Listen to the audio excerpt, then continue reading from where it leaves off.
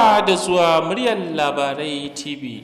Idan yau ne farkon zuwan ku wannan tasha, muna so ku danna mana alamar subscribe sannan ku danna ƙararrawar sanarwa domin kasancewa da shirye-shiryenmu. Mun gode. Inna lillahi wa inna ilaihi raji'un.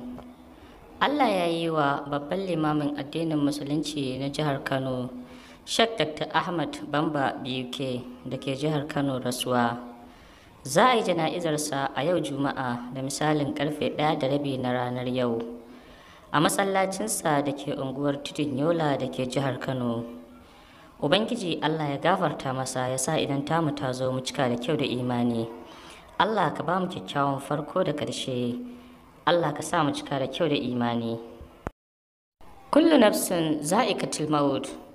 Hakika al'ummar wannan zamani Ubangiji ya jarrabe mu da mutuwar manyan malamai a cikin irin wannan mummunan yanayi da muke ciki. Ubangiji Allah ya yi masa rahama, ya sa aljannar na Firdaus ta zama makoma a gare shi. Mu kuma idan tamu ta zo, Allah ka sa mu cika da kyau da imani.